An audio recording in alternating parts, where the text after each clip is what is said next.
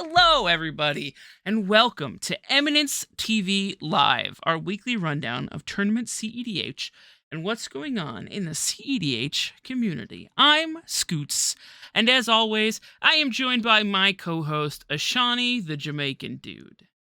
We'd like to thank our sponsors, Moxfield and the Epic Storm, without whom this wouldn't be nearly so amazing. I do this every week in this same spot. If you are enjoying Eminence content and would like to see more, please consider subscribing here on Twitch. If you have Amazon Prime, you can subscribe to one channel a month for free, and using it on us is the best thing you could do with it, I'm sure of it. Importantly, we no longer have a Patreon. However, the Eminence Marketplace is now live at eminencemarket.com, where you can sign up for our monthly membership program. And a thing that I'd like to announce is if you sign up for our gold membership program, ticket sales for the cookout went live today. That's right, you get access a week early to ticket sales for upcoming Eminence events. EDH.events is a thing that we're doing, and it's also in beta, but it aims to catalog all cEDH and EDH events tied to the amazing Command Tower software. Another wonderful feature of Command Tower is that Eminence profiles are competitive player profiles that list your wins and loss ratios based on any event you have participated in that was ran through the Command Tower software. For instance, your LGS runs an event on the Command Tower software, and you, with your Eminence account, can have those games logged for you so that when your friends say that Thrasios and Tymna is a bad deck, you show them your very good win rate on it. That's right. Show them your Eminence profile. Some upcoming Eminence dates and info. But before I do that, I should let you know, by the way, I've talked so much about Command Tower. You should know that it's live for shops and TOs globally to use. Memberships go from $5 and up. Shop partnerships are part of Command Tower. Shop partners sponsor a player or players in the main Eminence events.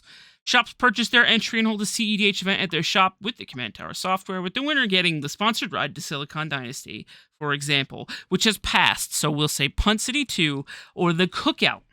Or perhaps Windmill Slam? We reserve a certain amount of tickets for shop partners in an effort to bridge the gap between large-scale event systems like ours and LGS-level scenes like yours, supporting the community and its player bases everywhere. Now, for some Eminence dates and info, Punt City 2 is nearly upon us. It is less than 2 weeks away, March 24th through the 26th in Phoenixville, Pennsylvania. I cannot wait to drive down there myself and talk about some really good cEDH with my very good friend, Ashani the Jamaican Dude, and a guest. We also have the Cookout, July 29th through 30th. That is in Atlanta, Georgia. You may have seen some beautiful marketing material regarding that, and I'm very excited about it. We also have Windmill Slam, September 29th through October 1st in San Jose, California. Tonight, we have a beautiful guest. One of my favorites. A person that I have been playing with for a long time, and I remember the fun times on the Reflecting Pool, and I'll never let it go. Chicobi, the Mox Masters February finalist, and stream lead media director person of Chaos tournaments. And since I did call Memo the handsomest German cEDH player since Raikkonen last week, you are the handsomest member of the Reflecting Pool since the Shark. How you doing, buddy? I'm feeling great. Honestly, I still have to this day games that I was playing back then running through my head, and the different interactions they could have played differently, because you know how it is post-tournament, like even a month later you're still going for it. So but feeling great. How y'all feeling today? I'm feeling rough. I'm feeling raw. No, I'm feeling good. I'm feeling real good today.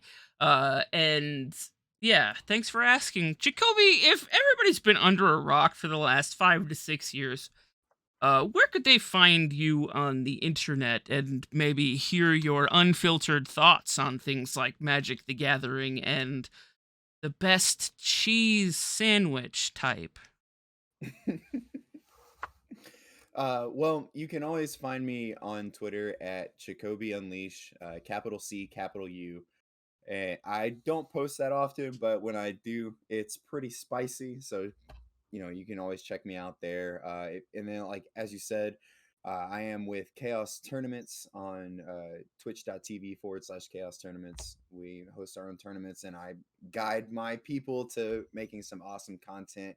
Hopefully, that rivals y'all's here at Eminence. So, because y'all make some amazing stuff, but you know, always just trying to keep the community out there. And I believe you asked about the The best the cheese type of sandwich? sandwich. I did mention the best cheese sandwich type. Oh, it has to be Munster. Munster. Okay, all right. I like American. But as you can see, I am what they would Hold on, call hold in the on. business a basic bitch. Hold on though. What's Butter or up? mayo? Butter or mayo? How do you make a good cheese? Well, Shawnee, I'm so glad you asked. I did not get this size putting mayo on the outside of my grilled cheeses, but butter. I gotta agree, Jacoby? it's butter. Is It's butter? butter. Okay. Fair, fair, fair. Mayo has a nice crisp to it, but it doesn't I taste like do. butter. I Butter, mean, ta- it's true. butter tastes True. better. Sorry. Okay. Okay. TC Mm-mm-mm. Soto 900 says, "Sorry, best cheese is seriously sharp cheddar." Wrong. Incorrect. Yeah, BTFO'd. You're done. have to say that's cap. Whatever Well, grows that's what between my gets toes, said Z-Rob0. That's disgusting. All right, well, Chicobi, I wanted to at least talk about your final tabling of Mox Masters February on arguably the best deck in the format. Any argument can be made, so everything is arguably the best deck in the format. You were playing some Thrasios and Tymna, mid-range, fun time goodness. So tell me, is that a deck that you decided to bring at the last minute? Were you considering other decks, or was that your one and only, and you're gonna keep at it? So it's actually a deck that I've been secretly in the tank on for about 3 months. Mhm. And it had a lot to do with the uprising and overwhelming takeover of Dockside Extortionist into our meta. And honestly, let's call a spade a spade. We're not a turn 3, turn 4 format anymore. We're we're a turn 1.5 to turn 3 format at the latest. Mhm. So if you can't really play cards that speed you up, you got to be able to take advantage of your opponent's cards that speed them up.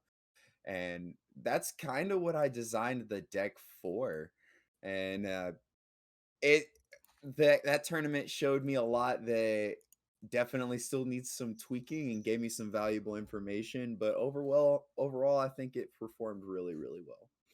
I'm looking at your deck right now, and I see a few things, and I would like to compare some notes for a moment, because I had a Displacer Kitten Thrasios Tymna deck, and I ended up cutting Displacer Kitten from it because I felt like I was going for that line too much.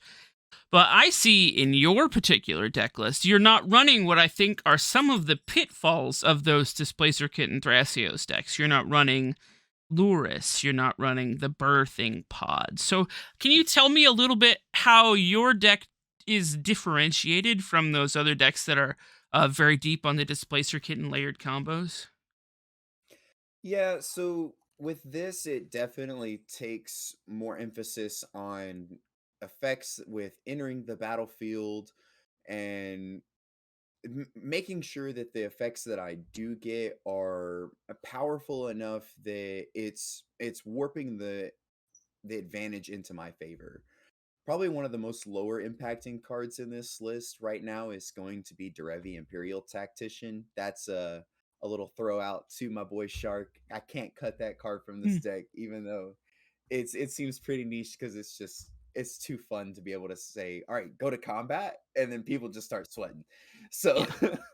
um, but yeah, as far as like with birthing pod or we'll start with Luris.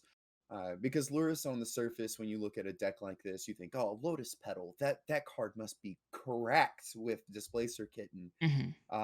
And Luris being able to blink Luris and keep going, but more often than not, Luris just seems really mid. So I ended up cutting it for Sarah's Ascendant actually at the very last moment, just to be able to deal with cards like Crom, things that are really just going to beat me in the face and tempo me out of the game. Hmm. And and let me tell you, Eternal Witness was a last include in at the very last minute, and I think that if I didn't play this card, that I wouldn't have performed as well as I did that tournament. So, Yeah, certainly.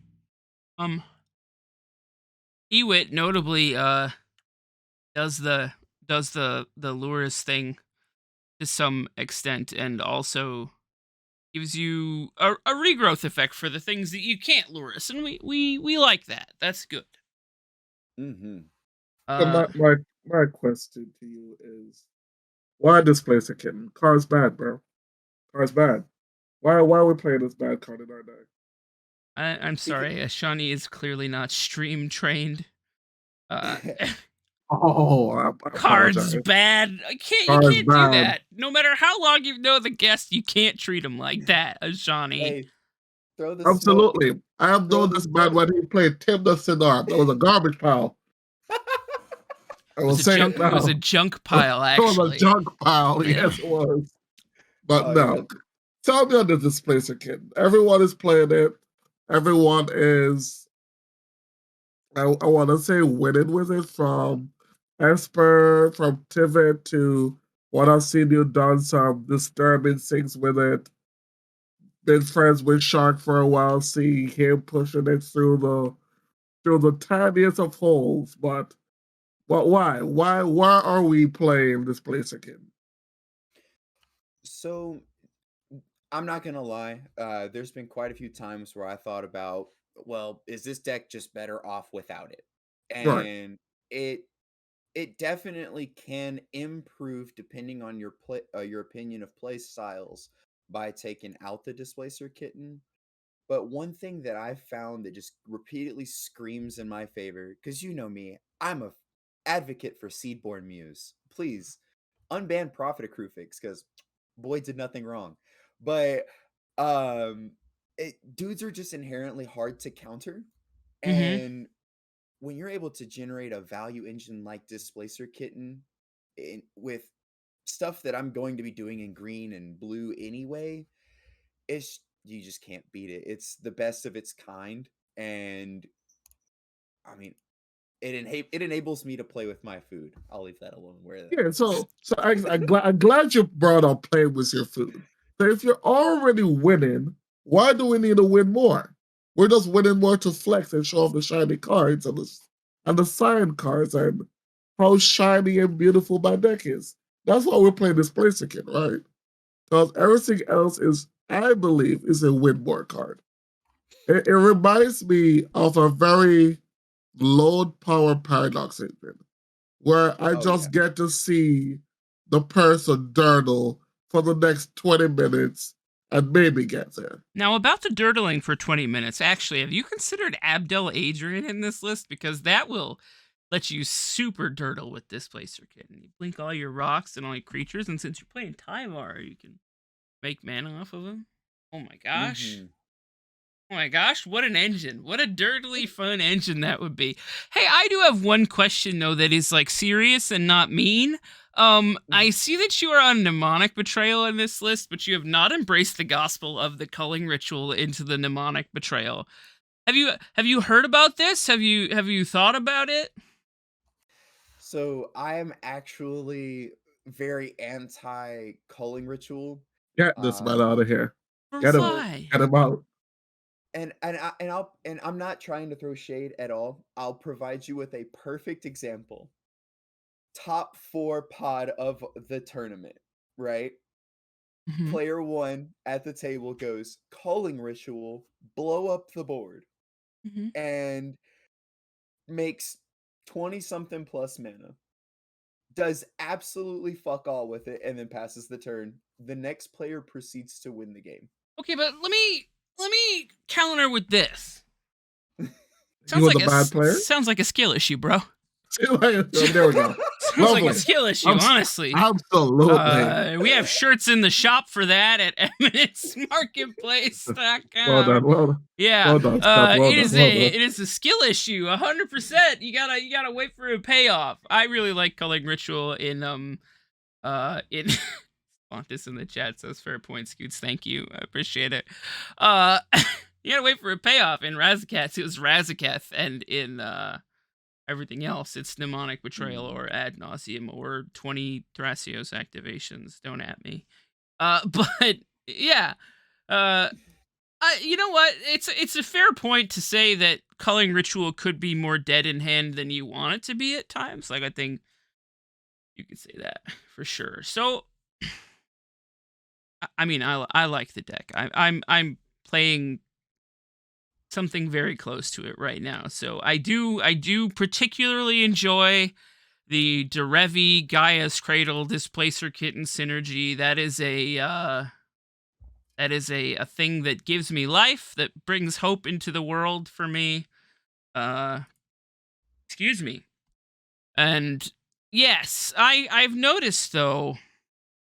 I have one more question, and this is just a question. ¿Por qué no Eldritch Evolution? Yes. So, Eldritch Evolution is an extremely, extremely good card. Mm-hmm. However, I found that sorcery speed based things are inherently bad in our meta right now. If you're going to be trying to do anything, you really need to either enable an instant speed availability to win, or you need to be able to at instant speed generate value or place stacks pieces in play.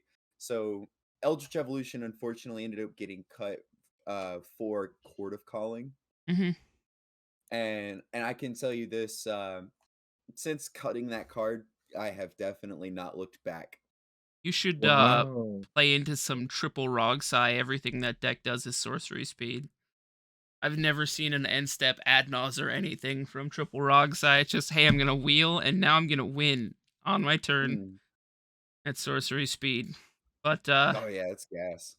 sometimes you gotta play to your meta, and you gotta play the cards that make you happy. There is like that element to cEDH where it's not all. There are two camps in cEDH, and I think Bryant has been on the show and said it before. There's two cEDHs. One that attempts to play the only the best cards and cut everything fun until the deck is just a streamlined winning machine. And then there's high power versions, like the highest power you can get other commanders to. And I've often lived in that highest power you can get commanders to kind of area, and I think Ashani plays Korvald, so he knows that really well. Sorry, just one little shot. But yeah, I think I like streamlining the deck, and I think the lack of EE, you have to like make choices that are good for you and that make you happy. So I'm for it. Smothering Tithe, I gotta touch on, because we don't see a lot of that right now.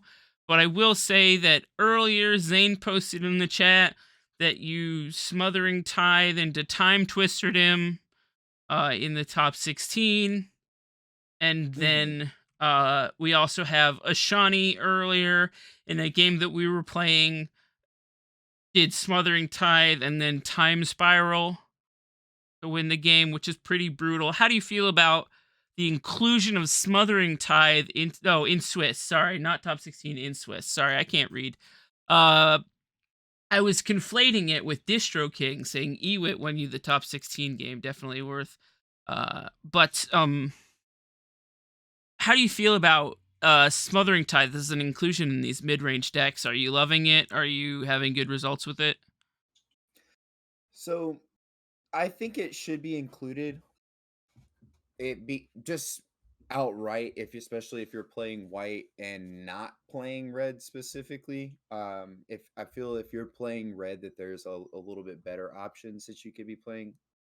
But Smothering Tithe is just it's just been a powerhouse. Even if you don't play wheel packages or on a dedicated thief based strategy, it like you saw, just being able to put down a Smothering Tithe on one or two, you're able to outvalue your opponents Mhm. because you have the ability to cast spells. Just inherently having mana is probably the most broken thing you can do other than drawing cards. Shawnee, you had a small look of disgust on your face. What's any thoughts on Smothering Tithe? No. I'm a believer in the Smothering Ties. Definitely seen this man talk himself into Wildcats and talk himself letting a wheel resolve with a Smothering Ties. I don't know how that conversation went, but it was pretty great to watch. My question for you is on the I believe the rise of the Gila in the current meta. I don't know if you have been seeing a lot of the Gila. Are you not a little scared of playing the bird wizard here?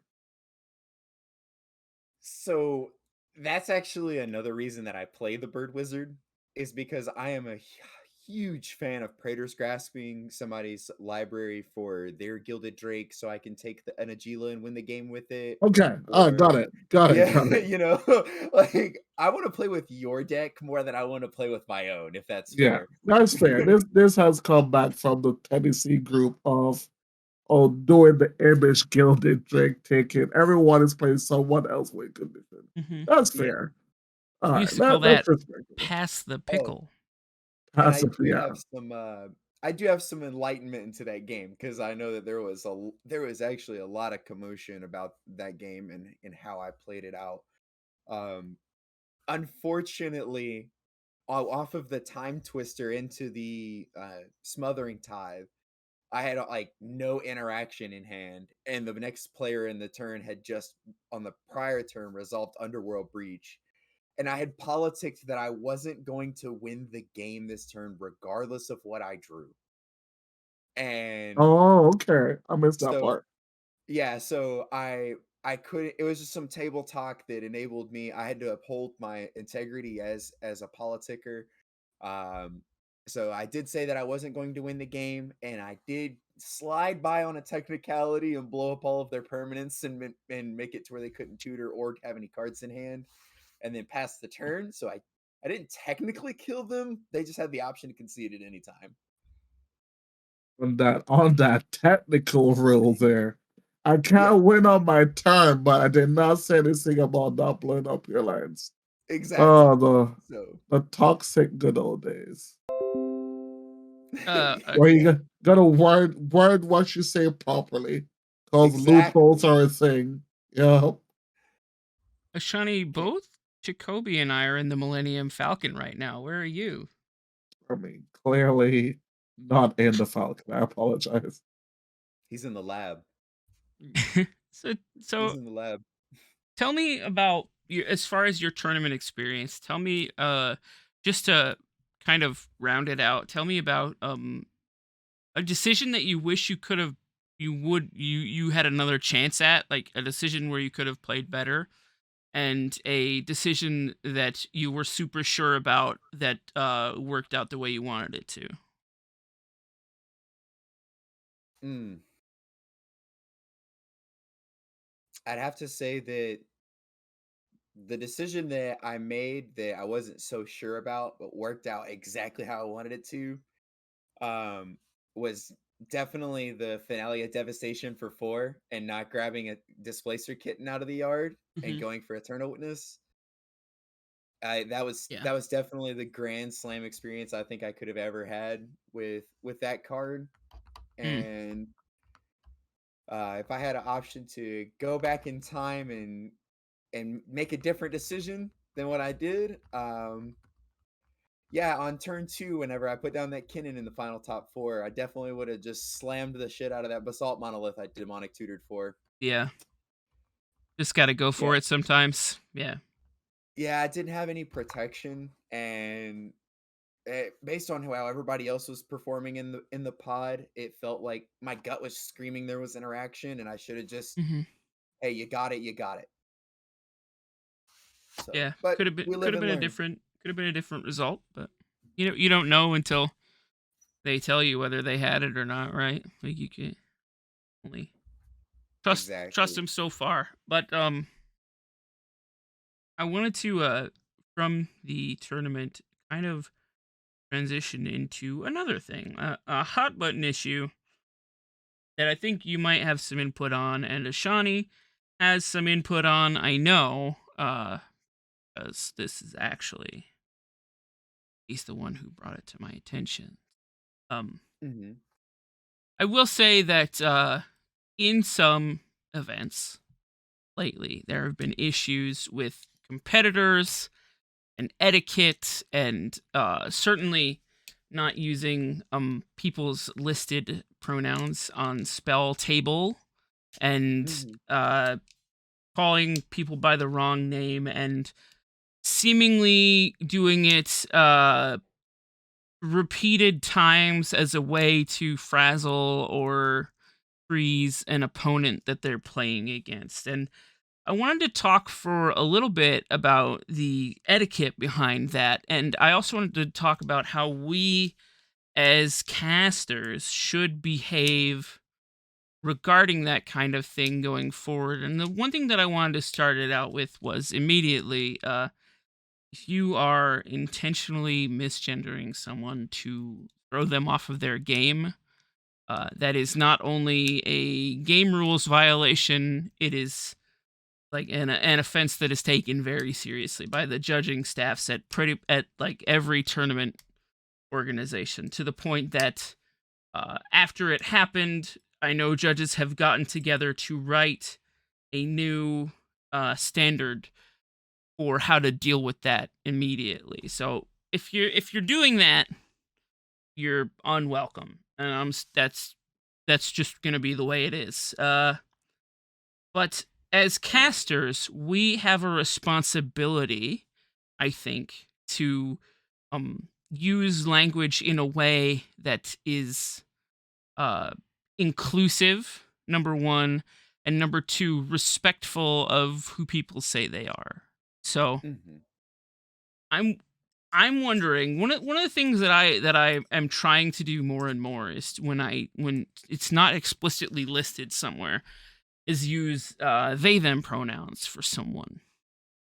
Um and I'm curious about how as casters we can do better in this arena, as far as referring to people and the way that we talk about people that we are unsure of.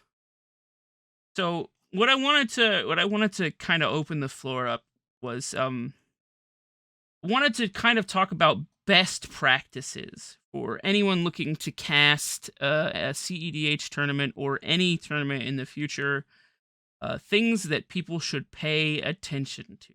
So, number one, I wanted to ask, are there any best practices for casters that you feel are not particularly followed by the majority of casters?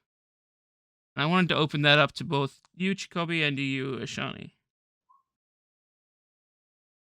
I think I can definitely take the first step forward on this, because as being someone that's been on both sides of the court for this one, being in the caster booth and being, behind the scenes, one thing that a lot of casters don't do is they don't restrict their knowledge to what they are for sure about.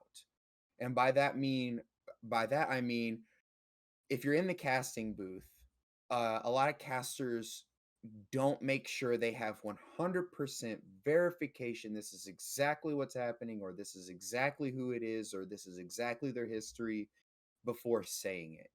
Um, and I 100% agree with you. I think it takes just a half a second longer just to generalize pronouns. Always start with they them first until other confirmed otherwise, or unless you personally know that person, you know.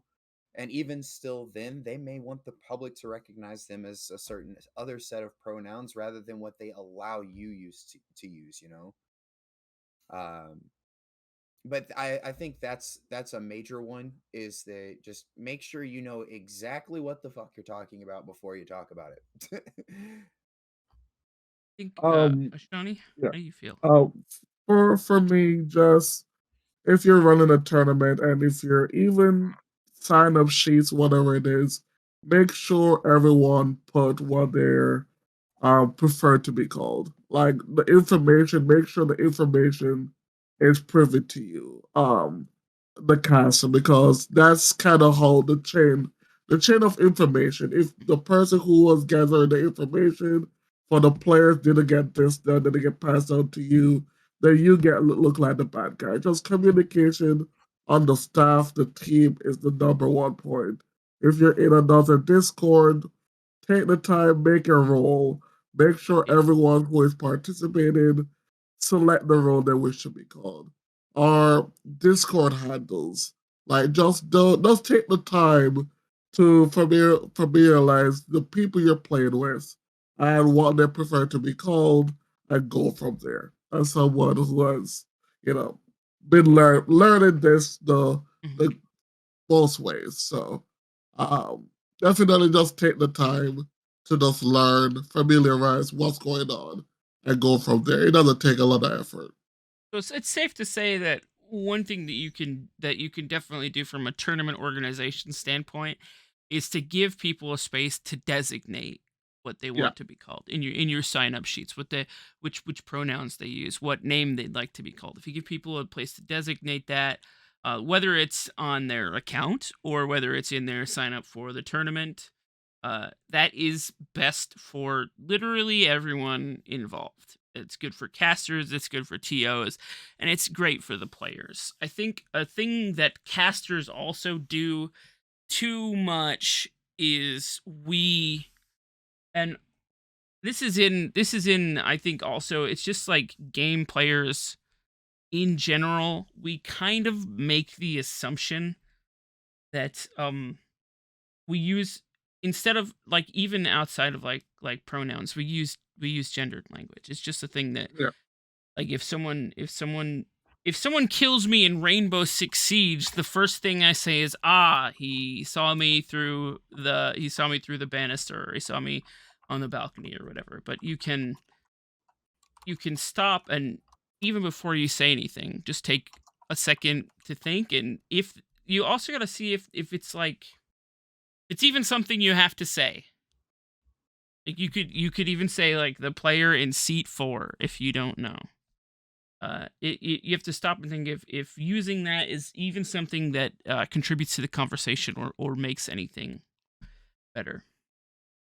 And so if you are a gamer out there, it is, number one, as far as I know, not rude to ask. And that little measure of humanity, of kindness out of you can mean the world to your opponent who's sitting apart from you. Because at the end of the day, we are extremely competitive and we are all trying to win the game, but preserving fun and humanity is an important part of it, because it is a game. At the end of the day, you play games to have fun, even if you're very good at them and winning money doing it. And I wanted to talk about some more caster best practices, because I think one thing that casters run into, and I do this a lot, if I see the sick robot playing in a tournament, I'm like, Reed's such a good player. And so you have to be like, Reed from Into the North, aka sick robot, right? Or Any person you meet. Like, obviously, my first name, my given name is not Scoots, but if you say Scoots, that is me. But uh, first names are kind of like, at least in this community still, we find that there is people who wish to keep their operational security by maybe not releasing their full name to the public when they play a game, right? So, a caster best practice, I think, if you are a burgeoning caster trying to get in on the ground floor and join a casting team, forget who you know. Call them their handle or whatever they're registered in the tournament as. How do we feel about that?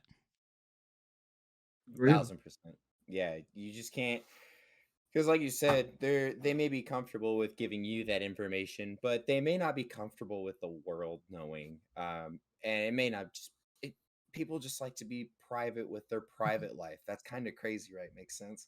Yeah, weird. I have a difficult one to ask both of you now. If you as a caster have played an extensive amount of games with the person, is it fair for that person if you talk about their play patterns that you've observed in the several games you've played with them? Because their opponents could be watching. I'd like to Mm, open the floor up with that little question. mm.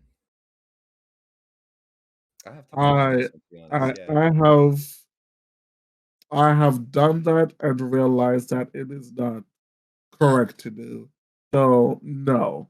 It's Even not if fair. you've played multiple games, even if you're part of their tested group, definitely don't give away their tells, their however they play. If that person wish to do the research and figure out what their tell is, go for it.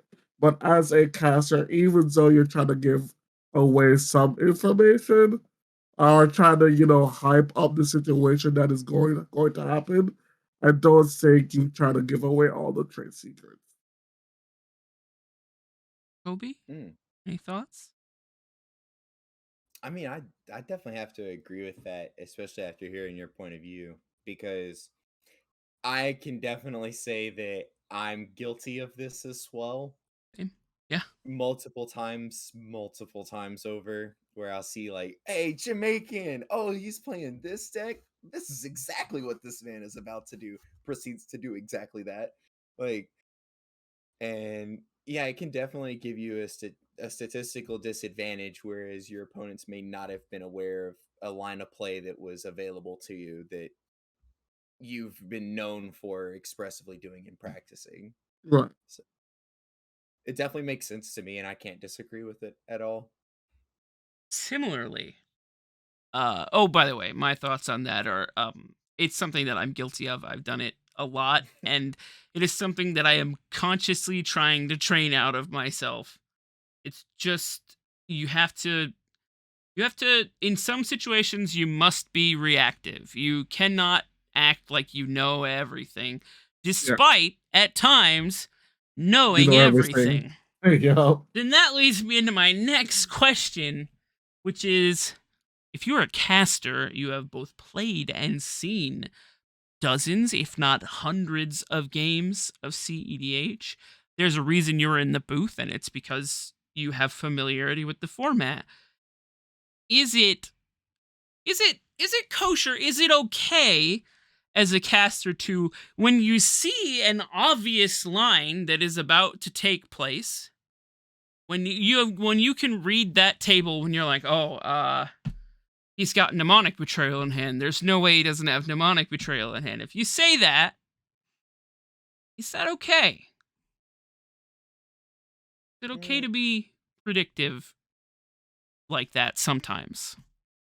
So I think it's all right if you are putting it in a light that is purely suggestive. Like, okay, well, if this player does have this in hand, I can definitely see this being game. But you, as long as you're wording it as to respect the player that is playing the game in the stream, maintaining the fact that, oh, they may be looking at different lines. Let's see how they're trying to approach this Mhm. with this, because there may be information that they have in their hand that we don't know about that may be restricting their gameplay. Example, like if you're playing Protean Hulk and you just always so happen to draw a Karmic Guide. Mhm. Mhm. Um, Been there. I feel that. definitely not speaking from experience, but yeah, like and stuff like that that may be inhibiting us. Maybe they're looking at Smothering Tithe Time Twister in their hand, and Mhm. they also have Mnemonic Betrayal, and maybe just missing one piece that may make it obvious for them. So, but yeah, that's as long as they're respecting the player. I believe being predictive is fine, as long as you're not doing how we were doing it literally in our previous topic and overgeneralizing and giving away too much information. Yeah, I definitely think the delivery is how being predictable Mhm. would work, cause you could be predictable by how they've competed. You could say, oh, I expect this person to make the top 16 and go all the way to the top 4, or Mhm. they're good for players. But if that's if the records show and the records are all public, then yeah, predictive, because you kind of paint the picture for the Yeah. listeners or the viewers, which is good. I believe. Yeah. That's kind of the way I have done the casting, with a predictability of how maybe it's going to happen this way due to the plays that has led up to this. And if it doesn't go this way, then you're completely blasted out of your mind, and they saw like you didn't see. You get to talk about it, Yeah. and it's a lot of excitement in it when you can like be predictive and you're wrong, and even if you're correct, you're still happy about it. Mm-hmm. But I have a question. And Woo. What you got? Mike, uh, joint Hulk pieces. I have lived. I don't want to talk about joint Hulk pieces.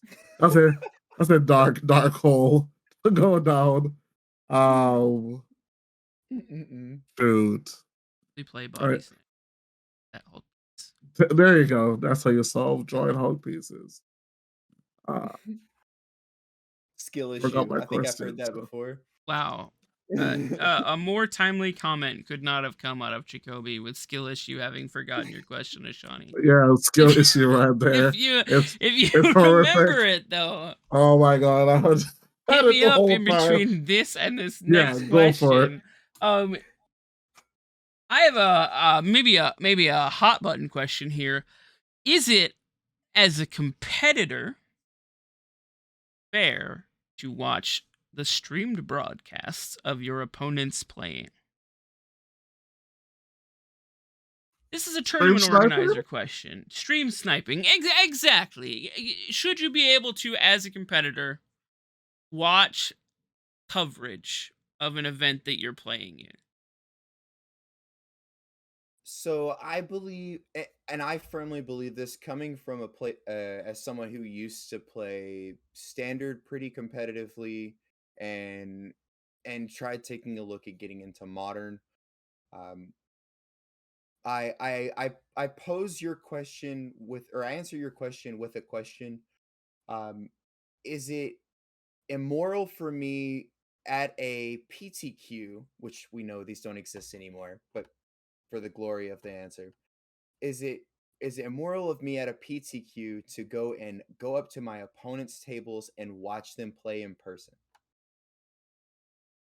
So my answer to you is, you should not be able to watch the stream of your own game where you are getting fed information that is relevant to your games. But I firmly believe you should be able to enjoy the media that is being created about your fellow playmates, because it is just like walking up to the table at locals and watching them finish their pod. You know what I'm saying? Yeah, that's fair. Solid answer. I've normally been to no. Definitely not watching your own game, because, as you said, the casters could be giving you information. even though it's normally it's on a delay. But definitely that part. But no, I respect that answer. I never looked at it through that view. Oh yeah, you can go up to the table and watch someone else play. Yeah. And maybe you get some information on what they're doing if you see them in the game. So yeah, no, that's and I've never played in like a regional or a local tournament like that. So that kind of perspective was important for me there because I understand it differently now. Thank you.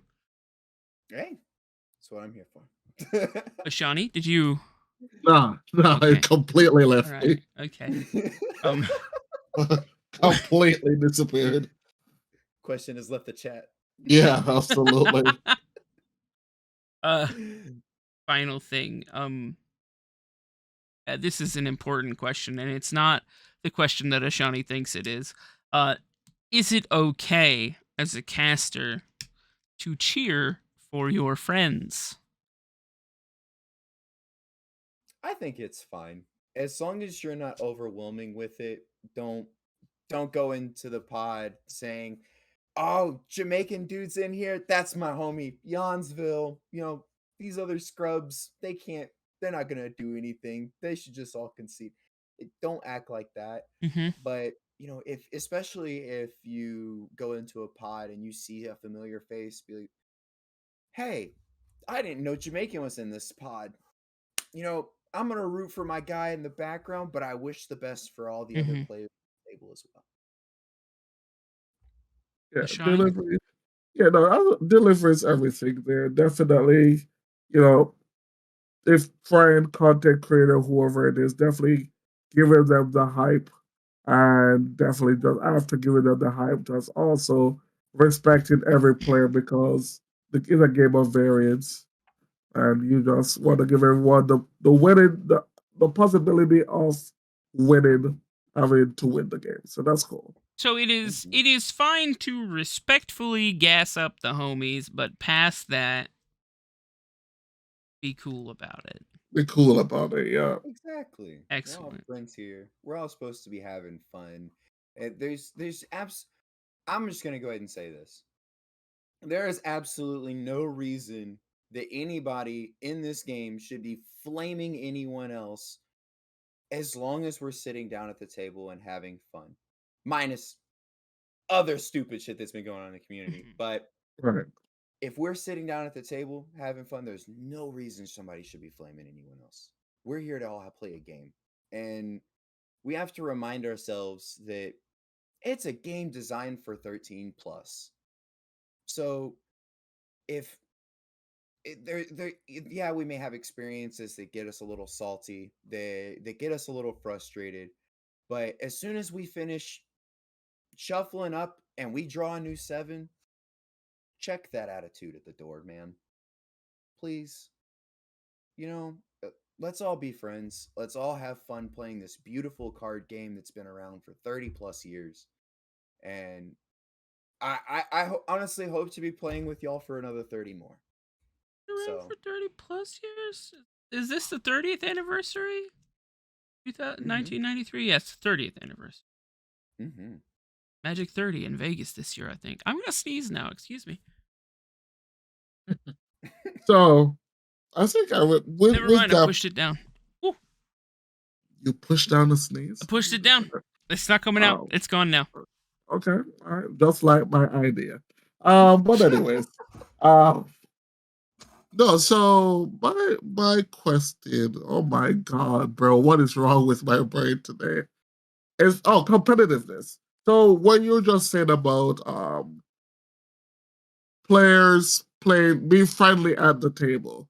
So that was a thing between 60 card grinders, as you said you played standard competitively, and EDH players. Do you think EDH players have reached that level of competitiveness? So we've now recently got like 60 card grinders, Mash Berlin, Brian that is coming from the 60 card format. And I know when I played Phil Gallagher, Modern, Billy Mitchell. Yeah, Drake. But when I used to play Modern, I always thought that these tournament grinders were very, antisocial, Mm-hmm. mean. I don't know, and I don't think that's the same space EDH players are in. And Mm-hmm. because of that, judge calls. People call it judge. There has been some people who get flamed because they made a judge call in a game. And I don't think people should definitely, if that is happening in games or they're gaslighting someone for calling a judge. Like, if someone in a game makes you feel bad for calling a judge, that's not cool. The idea of we're having judges there is call a judge. If you don't know what the card does, even if you read the card and they're reading the card to you, do not take that information. Yeah. Call a judge. If you don't understand how the card reads, call the judge. Don't just take someone else's opinion or how they interpret the card for it. And that's how, and like, do you guys believe in like calling judges, or should you just figure it out on yourself? And I think it's important to remember as a competitor that the judges exist not only to enforce the rules of Magic, but to enforce the rules of etiquette at the table. And so if someone is being a real hosehead or calling you bad names or misgendering you or telling you you're an idiot or anything like that, you can call a judge and say, hey, this person is doing this, and does this violate any of the rules of the tournament? And any good tournament organizer will tell you that, in fact, it does violate the rules of the tournament, and action can be taken against that person. I think it's important to call a judge in all those situations, plus more. If you don't understand a card, it is not rude to call a judge. If you don't know the interaction between two specific cards, a judge can tell you what the rules text is, and if there's a card, say your opponent plays a first printing impulse and then shuffles their library after taking a card out of the top 4, that is when you could also call a judge, because that's been errata. There's a lot of stuff like that has different rulings since then.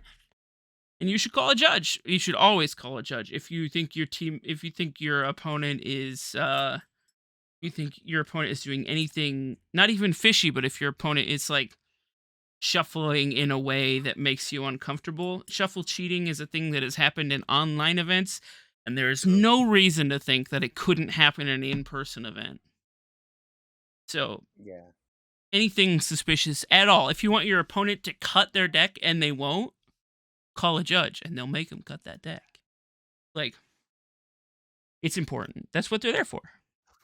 I've called a judge just purely because I thought I saw somebody add an extra card to their hand, and they wouldn't confirm how many cards they had in their hand for me. And I was like, look, judge, I think they have 7. They're supposed to have 6. They keep telling me they have 6, but they won't show me. Make them show me. And I mean, sure, I looked like a little bit of a sure, but you're in your right to say that, though. Yeah, because like you said, anything that makes you feel uncertain, I can almost guarantee you, if it takes longer than 30 seconds, you will get a time extension, and that is cause enough for no one to get tilted about you calling a judge. If you're tilted about 30 seconds, please don't play in that tournament. Yeah, just some people brought it up that like there was a player who used calling a judge as a mental, like a big, like a head gameplay, like just to fluster the rest of the table. And I'm like, you shouldn't feel like because the judge is a authority figure, you should feel like, I don't know the word I'm looking for, but feel threatened by them. Yeah, you shouldn't feel pressure. Is there. Yeah, the judge is there to make sure the game flow evenly. If you believe someone literally taking 3 minutes to fetch a land, that is absolutely nonsense. Call a judge. No matter what it is, if you can be lenient to a point, but at the end of the day, you're playing to the clock. One thing that I would like to stress that you need to call a judge for is if your opponent playing a really good deck like Thrasios and Tymna is taking like a minute to pick which card, like to scry with their Thrasios. Oh, the Seaboard Mule's Dilemma? Yeah. Oh yes, I need You to gotta, look at gotta this top rush those card. people. You gotta Oh, get them look at the people top card. moving. Yeah, hold on. Oh, Oh, wait. hold on. Let me look at Oh my my hand gosh, again. it's Oh, I need still a to. land? Oh my god. Oh, it's still Boseiju? I can't put it into my hand? Oh, I guess I'll... Um, Seedboard gotta Snooze says Z-Rob0 in the chat. Exactly. And you gotta flick my hand a few more times. Look at it again. Come on, dude. You know oh the my card has gosh, not if your changed. opponent tournament shuffles for 45 seconds at the beginning of their turn, they're just like, okay. And they got the, like the, what is it, the Julia Roberts gif of all the math dancing around her head. Like if they're like that in the first minute of their turn, you're like, Judge. They're Rain Manning, please, Judge. I'll tell you this, I still get terrified of getting a judge called on me, and I shortcut the hell out of Thrasios. I'll be like, all right, count up all this mana. All right, so we all understand I'm activating it this many times individually. You aren't gonna blow me out. All right, cool. Yaka yaka yaka yaka yaka yaka. And I'm like, I still feel like I'm moving too slow. Yeah. So Z-Rob0 says, I get judge called in warnings every tourney, lol. Yes, Yeah. Yes, you do. But Zed is a different animal. He's trying to hustle people in these tournaments. He's absolutely monster, dude. Zane, Absolute hustler here. I played a game with Zane where he was like, I'll cast a Mox Diamond. I'll pass priority on my own Mox Diamond. Yo. Does everybody pass priority on my Mox Diamond? Okay. Rog Rack, I'll pass priority on my own. I'm like, Yo. God. Oh, dude. Just play the next card. Oh, shoot me. Oh, there's two players. If you have if you know these two players and you're trying to prep for a tournament, do get some games in with them. Zane and Takano. Mhm. They will have you fully tournament prepped. If you don't know if you don't know the phases, you're gonna learn the phases. You're gonna learn the phases today, I tell you what. Especially of combat. Oh my combat. God. Oh yes. Beginning of combat? Okay, yeah. Sure, you can enter combat. Beginning of combat. Okay, moving to declare attackers. Oh man, Glentorn, what I always know a new Glentorn Buccaneer player or a Nagila player when they go from main phase to combat attackers. Third creature sideways. Yeah. I'm like, hold on. Wait a second. There's multiple steps here. We are in beginning of combat. We're in the beginning of combat. We're in declare before attackers undeclare in the declare attackers. So I'm like, dude, kill me now, please. At the end of combat, after damage, but before leaving combat, I would like to activate Glinthorn Buccaneer. That's my thing. All right. Well, we got a wonderful discussion about lots of things tonight, and it was great to hear from you, Chicobi, as always. A pleasure. I have two more questions for you before we leave. The first is this. Number one, what is something outside of Magic the Gathering that has you very excited right now? Oh, we have the beta for Diablo 4. Hey. We have the beta for Diablo 4. And if you buy a double down at KFC, you get beta access to Diablo 4. Someone sent me that ad the other day. I will never buy a double down, despite all of this. No double downs for me. That's poison. Don't put it into your body. But if you do buy it, you get beta access to Diablo 4, and is that worth it? Probably. I'm super excited for Diablo 4. I think the Blizzard, yes, that's their name. Blizzard has definitely learned their lesson from Diablo Immortal and all the backlash that the community has given from them, and it's going to be absolutely wonderful. I don't know if you've seen any trailers yet, but it looks amazing. Nice. They've added a whole bunch of new stuff. It's beautiful. If you've played any Diablo before now, especially Diablo 2 or Diablo 3, please take a look at Diablo 4. It is going to be a treat. I was a big fan of D3. I really enjoyed it. Played a couple different characters on a few different game systems, and I thought it was always fun. My second question for you, my final question for you, and probably the most important one of the night, is Chicobi, What is the sexiest soup? The sexiest soup? It's gotta be chicken noodle, right? Okay. It's gotta be chicken noodle. Okay. Why chicken noodle? Look, we've all seen the pictures of the waifus that they make in the chicken noodle soup. You can't make that in any other soup. Hands down, the sexiest soup. That's all about them curves. I don't know. Chicken noodle. Thank you everyone for joining us, and from everyone here at Eminence MTG, I've been Scoots. That is the Jamaican dude. That's Chicobi at Chicobi Unleash on Twitter, the stream and media lead for Chaos Tournaments, and a recent finalist for Mox Masters February. I hope that you have a really good rest of your week, and we'll be here again next week. Same bat time, same bat channel, and we will no chance be here on the 26th. It's not going to happen. I'm sorry. Have a good one, y'all. We'll see you next time. Wave bye, everybody. Bye. Bye.